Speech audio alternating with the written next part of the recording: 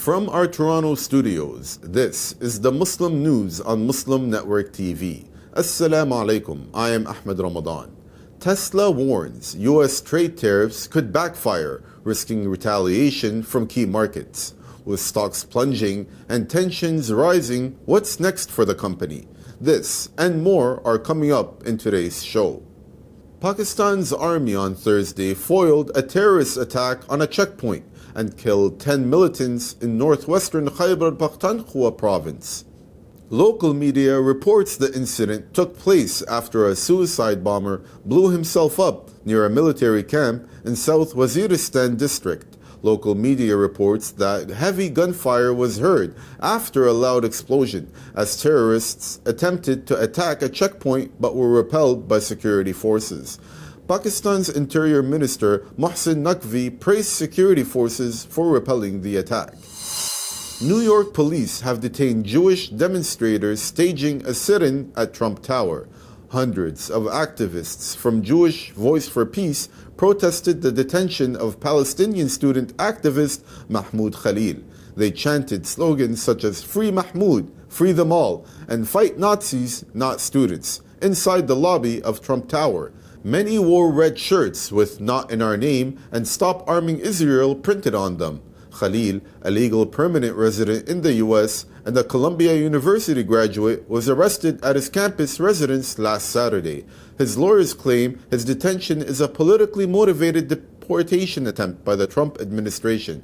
President Donald Trump had previously vowed to remove Free Palestine student protesters if re-elected. ICE agents say Khalil's student visa was revoked, though he holds a green card. His wife, who is 8 months pregnant and a U.S. citizen, condemned the arrest, saying she is still waiting for his call.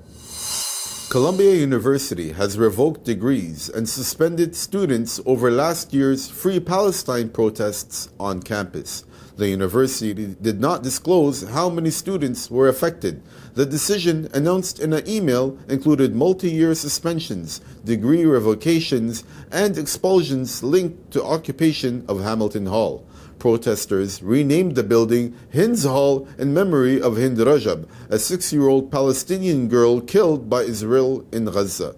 The demonstration was part of a nationwide protests against the U.S. support for Israel's genocide in the region.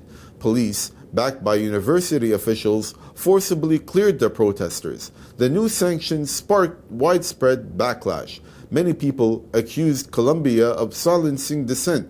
Writer Gavin Ornson mocked the decision, saying students at Columbia can only get an education if they never speak their minds. MacArthur Fellow and Columbia alumni Ross Petechsky condemned the move, vowed to defend Palestinian rights, free speech, and immigrant protections. The university's crackdown and the arrest of Mahmoud Khalil, a Columbia graduate and green card holder, highlight growing tensions over U.S. policy on Israel and Palestine. Dozens of Palestinian bodies have been recovered from a mass grave inside Al-Shifa hospital complex in Gaza over the past few days. The remains are of people killed in Israeli attacks and buried in a mass grave due to the siege at the time, according to civil defense officials.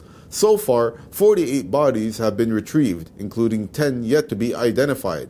Authorities now are preparing the bodies for reburial in official cemeteries while continuing their efforts to uncover and identify more victims. A truce agreement has been in place in Gaza since January 19, halting Israel's genocide that has caused widespread destruction and left the region in ruins. But despite a halt in fighting, Palestinian authorities report almost daily violations by the Israeli army. The International Criminal Court issued arrest warrants in November last year for Israeli Prime Minister Benjamin Netanyahu and his former Defense Minister Yoav Gallant for war crimes and crimes against humanity in Gaza. Israel also faces a genocide case at the International Court of Justice for its war on the region. Elon Musk's company, Tesla, has raised concerns over trade tariffs imposed by the U.S. In a letter to the U.S. Trade Representative, the car maker warned that the U.S. exporters, including Tesla, could suffer if other countries retaliate. The unsigned letter said Tesla supports fair trade, but fears what it called disproportionate impacts on firms in the United States. This came on the same day President Donald Trump hosted an event where he pledged to buy a Tesla. It remains unclear if Musk was aware of the letter. Tesla's stock has plunged 40% this year.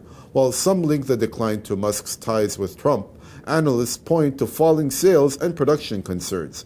To counter supply chain disruptions, Tesla is seeking more US-based suppliers. However, the letter warned that some key components are impossible to source domestically.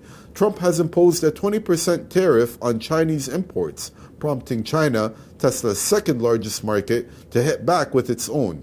The EU and Canada have also threatened retaliatory tariffs on steel and aluminum imports. Analysts say Tesla's warning highlights the risk of an escalating trade war hurting American businesses.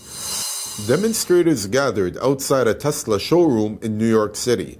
They protested the company's CEO, Elon Musk, calling it a Tesla takedown. President Donald Trump said on Tuesday that violence against Tesla dealerships would be considered domestic terrorism. He vowed severe consequences for those responsible. Tesla has faced a series of attacks on its dealerships and facilities. The attacks stem from dissatisfaction with Musk's political activities. He leads the Department of Government Efficiency, or DOGE, which aims to cut the federal workforce and programs. It has already laid off tens of thousands of government employees. The vandalism has caused major financial losses for Tesla. A Miami Beach cinema faces eviction for screening an Oscar-winning documentary on Palestine. The mayor calls it anti-Semitic, while others defend free expression. The full story coming up later.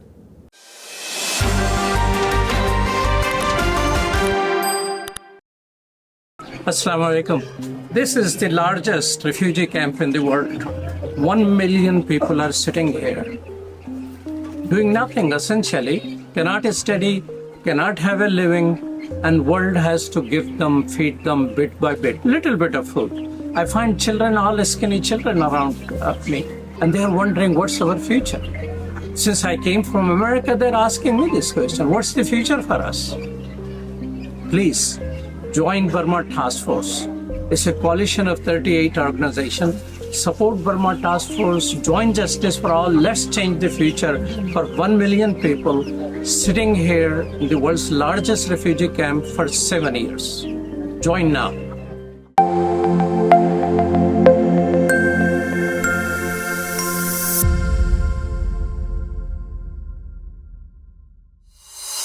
Welcome back. A journalist has sued the Indian government after losing his Overseas Citizen of India or OCI status. Rafael Satter, a Reuters journalist covering cybersecurity, had his OCI card cancelled in December 2023. OCI status is given to foreign citizens of Indian origin or those married to Indian nationals and allowed for visa-free travel, residency, and employment in India. India's Home Ministry accuses Satter of maliciously tarnishing the country's reputation. The journalist, who got OCI status through marriage, can no longer travel to India where his family lives. Critics say the Indian government has been targeting journalists, academics, and activists by revoking their OCI privileges. Human Rights Watch calls it politically motivated repression. Prime Minister Narendra Modi's government previously revoked the OCI cards of journalists seen as critical of the ruling BJP. Some have been forced to leave India, while others were denied entry. Observers say Satter's lawsuit highlights growing concerns over press freedom and political suppression in India. U.S. District Judge William Aslop has ordered the Trump administration to immediately reinstate thousands of federal workers fired in early February. CNN reports that the ruling applies to probationary employees at major agencies including Veterans Affairs, Agriculture, Defense, Energy, Interior, and Treasury. Also suggested that the Office of Personnel Management give agencies a template for termination letters. He called it a sham designed to bypass federal laws on workforce reductions. The White House criticized the ruling, Spokesperson Caroline Levitt said a single judge is attempting to unconstitutionally seize the power of hiring and firing from the executive branch. She said the administration would fight the order, calling it absurd and unconstitutional. Miami Beach Mayor Stephen Maynor is pushing to evict a nonprofit cinema from city property for screening the Oscar-winning documentary No Other Land. The film, about Israel's illegal settlements in the West Bank, has sparked controversy. Maynor claims it promotes anti-Semitism and says O Cinema went back on an agreement not to show it. O Cinema CEO Vivian Martels defended the screening, saying it is about free expression, not politics. Last October, Maynor and other city officials reaffirmed their support for Israel 1 year into Israel's onslaught on Gaza. In a statement, Maynor said, "We stand with Israel now and forever." O Cinema, an art house theater, initially pulled the film but later decided to screen it. In response, Maynor proposed cutting its lease and halting $40,000 in grant funding. City commissioners will vote on the matter next week. The documentary, made by Jewish and Palestinian filmmakers, won Best Documentary at the Oscars. Its creators urged peace in the acceptance speech. The film documents the destruction of a West Bank village, wrapping production before October 7, 2023, and Israel's subsequent genocide in Gaza. Theater screenings are set for March 19 and 20. Maynor's office has not commented further. In related news, the Council on American Islamic Relations, or CAIR, along with its Florida chapter, have strongly condemned Miami Beach Mayor Stephen Maynor's attempt to shut down the theater for screening the documentary No Other Land. CAIR Florida called the move racist and unconstitutional. Communications Director Wilfredo Ruiz accused the mayor of disregarding the First Amendment rights and suppressing Palestinian voices. CAIR Deputy Director Edward Ahmed Mitchell labeled the act un-American and an attack on free speech. CAIR is urging the Miami Beach city government to reject what it calls censorship and discrimination. The controversy has sparked a debate on free expression and political influence in cultural spaces. Canada has taken its fight against the U.S. tariffs to the World Trade Organization, or WTO. The WTO confirmed that Canada has filed a complaint against President Donald Trump's 25% import duties on steel and aluminum. The tariffs, which took effect on Wednesday, ended Canada's exemption and increased duties on these products. Canada argues the move violates U.S. trade commitments under the 1994 General Agreements on Tariffs and Trade. Trump first announced the global tariffs on February 10, saying they would protect American industries. Canada has already challenged the tariffs earlier, filing a complaint on March 5 after duties on its goods took effect on March 4. Following talks, Trump temporarily delayed tariffs on some Canadian products by a month. The trade dispute now moves to the World Trade Organization for resolution. Sales of American products in Canadian grocery stores are dropping fast. Shoppers are avoiding U.S. goods as they brace for higher prices due to President Donald Trump's tariffs. Michael Medellin, CEO of Empire Company Limited, says U.S. products, which made up 12% of their sales, are declining. He credits the shift to changing consumer habits and the company's diversified supply chain. Empire has developed alternatives in most categories, but fresh produce remains a challenge. In winter, Canada relies on U.S. imports, and tariffs could mean higher prices or fewer choices for consumers.